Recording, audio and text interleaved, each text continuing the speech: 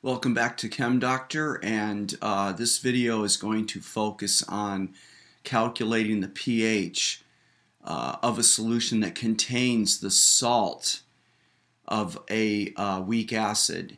And this would be the fifth video in the playlist on weak acid, weak base equilibrium.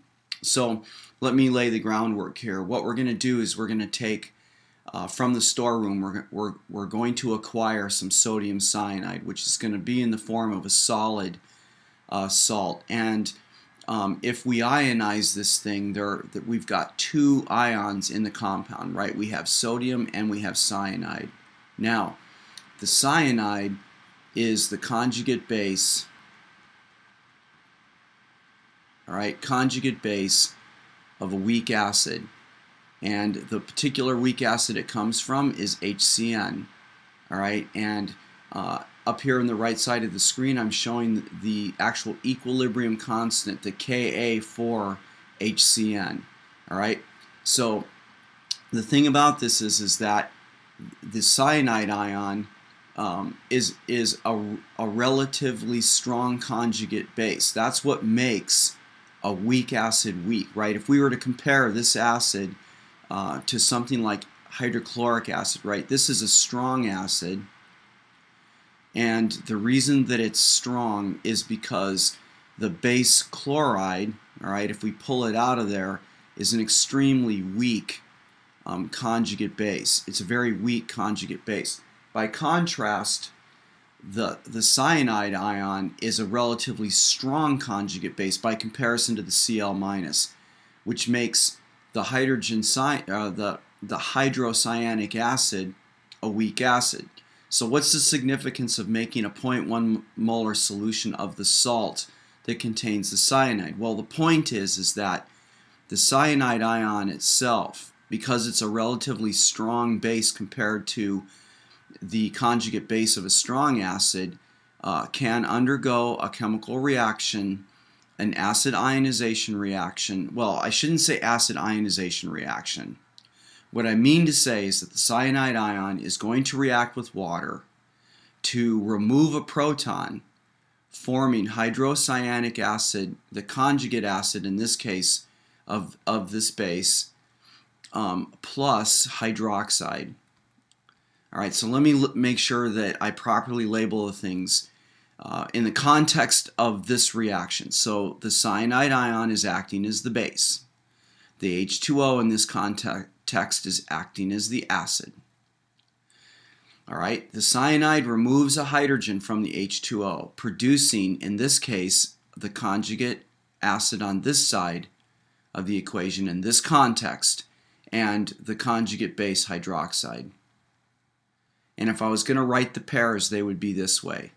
Cn- paired up with HCN, and H2O paired up with the hydroxide. These would be the conjugate acid-base pairs for this reaction. Now, we have a 0.1 molar solution of cyanide, and the Ka, we're given a Ka of 6.2 times 10 to the minus 10th. The problem here is though is we need the Kb for this. So this is sort of a double-edged problem. To find the Kb, what we need to remember is that the relationship between Ka, Kb, and Kw is the following. So Kw is equal to the product of Ka times Kb. So we can go ahead and solve for the Kb, which we need in order to solve this problem. It'll be 1 times 10 to the minus 14th is equal to 6.2 times 10 to the minus 10th. All right, and then times the Kb. So Kb for this will equal 1.6 times 10 to the minus 5th. And this is a small equilibrium constant, but it's respectfully large enough that this reaction will have a respectively large equilibrium position, and that means that the solution is definitely going to be basic. So if we take sodium cyanide and we dissolve it into water, we're going to get a basic solution. Now, setting up our box or the ICE table, initially we'll have 0 of these two things, and then we're going to have 0.1 molar of this minus X, because this concentration will decrease a little bit will produce X and X. So we'll go ahead and set up the expression. We're going to neglect X out of the box. We will definitely check and make sure that it was okay to do this by calculating the 5% rule and the percent ionization of this reaction.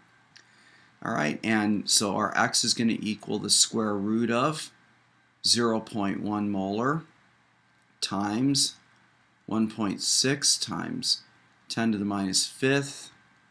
So X is going to equal 0.00126 molar. All right, and go ahead and I'm going to calculate before I do anything else my percent ionization or dissociation. In the case of an acid, we call this percent dissociation. In the context of this reaction, we're determining the percent of ionization, essentially, the percentage in which these two components on the right side of the arrows are going to be produced. So it's going to be 0.00126 divided by 0.1 times 100. And the percent ionization is going to equal 1.26. So we're well within our zone where we need to be to have neglected the X. All right, now, since this concentration is equal to the concentration of hydroxide, and it's equal also to the concentration of the HCN that gets produced. All right, so the first thing that we're going to get here on our way to pH will be the pOH, because we're going to take minus the log of the OH concentration.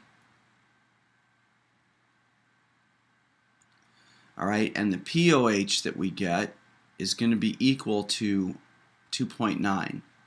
All right, now to find the pH, remember that 14 is equal to pOH plus pH. So we're going to take 14 minus 2.9, which is equal to 11.1. So the pH of the resulting solution is equal to 11.1. And so the solution is suitably basic, which I said at the beginning of this was which was going to happen. All right. So the pH of the salts of weak acids are basic. All right. And with that, I'm going to go ahead and close the video.